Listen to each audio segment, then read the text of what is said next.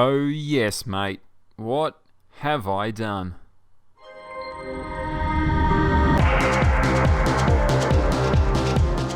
Like many of us out there, I always thought that one day I'd be a racing driver. When I was a kid, I loved car racing and I loved the thought that maybe one day I could do it for myself. The closest I ever really got was playing Gran Turismo with a Logitech steering wheel. Eventually, I built myself a little MDF based wood frame to attach a Logitech G25 to, and I thought that was a really cool steering wheel back in the day. Lo and behold, nowadays you can get some very expensive simulator gear. I kind of feel like I'm due for an upgrade. The Logitech G25 still works and I still use it occasionally, but I kind of feel like it's no longer cutting the mustard. So here we are today, and I'm going to show you how I've designed and plan to build my very own 80/20 aluminium frame sim rig with some at least half decent proper sim racing gear to attach to it. So what you see beside me is a full set of aluminium extrusion. At the moment, none of it is bolted together, it's just all balanced in place. And I've designed these all myself with my own kind of specs in mind and had them all cut to size. The plan is now to build it all and make it into a proper sim racing rig. This stuff is really sturdy, nice and strong, really nice and square, so you get a good solid frame. And when you run a direct drive wheel, which has a lot of torque output, you need a strong frame. I bought a whole heap of brackets and nuts and bolts and things to put it all together, but I now need to build it. I've also got some sim gear to bolt onto it, so let me bring you along and I'll show you the finer details of what I've designed. So as I mentioned, this is what is commonly known as 80/20 aluminium extrusion. These are the 40x40 sections. I've also got some 40x120s here, and then the big boys at the bottom are 40x160s. The different sizes I opted for depending on, I guess, the loads and things that each part would be, shall we say, contending with. So for the bottom, the chassis side, the base, I went with the 160 to give the bottom a really sturdy sort of frame for everything else to mount off. It also means that the whole chassis isn't going to move around. It'll be nice and sturdy. The steering wheel upright I've made from the 4080 because it's a bit stiffer, and the wheel is going to be dealing with the most forces generally. And then everything else, sort of accessories and whatnot, are all the 40x40. I've designed it all so that hopefully everything is adjustable within reason, so that eventually, once I've got it where I like it, I can all snuck it down nice and tight. But there's enough wiggle room with everything that the wheel can move, the pedals can move, the seat can move, until I get bits where I think they need to be positioned. To go with it all and to attach it all together, I've had to source a bunch of the 90-degree angle brackets. I've also bought some larger ones for extra sturdiness, a whole heap of nuts, and some bolts from my local bolt shop. And also, to cap things off, are the plastic caps like these that just cap on the ends to kind of keep things looking tidy. So I've got a bunch of those as well. And that's just the chassis or the frame. It doesn't account for the gear that you need to bolt to it. And I've been doing some shopping on Gumtree and eBay and found myself a used set of the Fanatec CSR Elite wheels, I believe they're called, with the load cell for the brake pedal, so that's good. I've got a Rikmatech direct drive steering wheel, motor, and it's an eBay steering wheel to attach to the quick release hub. There's also a controller box that comes with this that's sort of runs it all. These things put out fairly heavy amount of torque, and they're really, really heavy to lift up. So it's a big motor. Despite the size, it's very heavy piece of kit.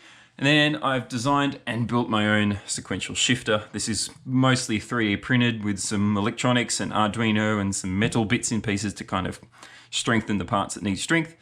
And yeah, once that's bolted up, it should be pretty pleasant to work with. We'll see how it performs. I haven't actually used it in anger as yet.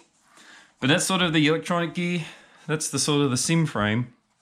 The seat is from Track Racer.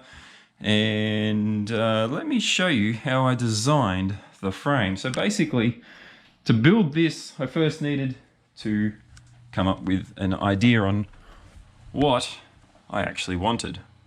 Yes, so the first thing I did was source the Maytech software by Frame Expert. It's exactly what you need to design and build your own 80/20 style sim racing rig. And this is exactly the model that I've built and showed you just a moment ago, basically, but in digital form. As I mentioned, I've got the heavier sized 40 by 160 base, lots of big angle brackets for the major components, the 40/80 uprights. I've got a angled piece coming out to the right here, which is for sort of a keyboard tray. We've got a section on the left here for our shifter mount and things like a handbrake mount, perhaps in the future. The top frame, I've actually done something a little bit unique here where the steering wheel mounts to. I've got a 40/40 section running across the front that sits in front of the upright. And then I've got a 40 by 80 section at the back, which sits vertically. The idea here is that I've got more vertical and more horizontal strength and support than if I was to just run a beam across the middle here. So by adding this extra vertical piece with the extra large bracket at the back, I've got lots of side-to-side lateral movement strengthening to keep it all square. And then by having this extra section across the front, any forward pushing towards the pedals is all going to go all through the frame because this is directly locked in there, and I just feel like it'll be nice and sturdy.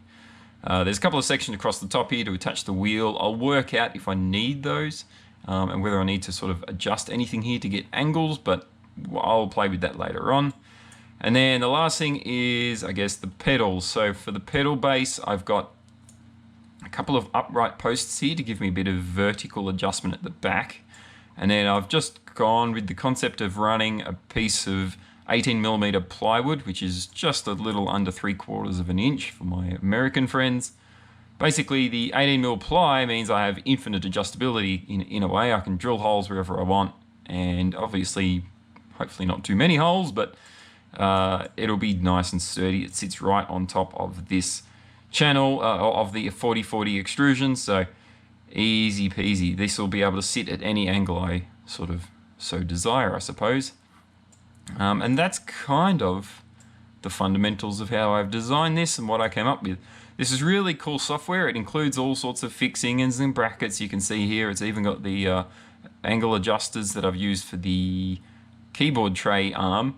It has these little guys. It has all of our corner brackets. It's even got the double-sized corner brackets. So there's a lot of cool stuff in this software, and so much more, including feet and wheels and hinges, but I didn't really need any of those.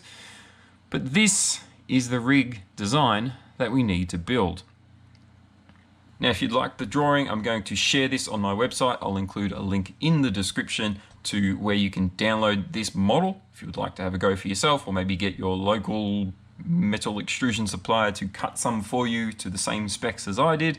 And I'll also include the link to the software download for this application because it can be a little hard to find. And if you're also interested in my DIY shifter, let me know. I can go ahead and look at putting all the designs and the builds info up on maybe Thingiverse or something so that others can download the 3D printable files and also build the Arduino yourself if that's the sort of thing you'd be interested in. And so that is my new sim racing rig. Well, new to be anyway. It isn't quite ready yet. And I guess that's the next thing. Step 2 of this is to start building the chassis. So I hope you can stick around because that will be coming in the very near future when I start to build this guy. So thank you very much for watching this far. I hope you can stick around for the future. If you would like to see more of this stuff, you're gonna need to subscribe. That's, you know, the YouTube thing. And the plan is, of course, eventually to actually use this and play some sim racing. So that'll be fun. Thanks for watching. See ya. Oh yeah, you can probably blame Jimmy Broadbent for this because I've been binging on his videos a lot lately, and yeah, that's what caused me to get the bug again for sim racing.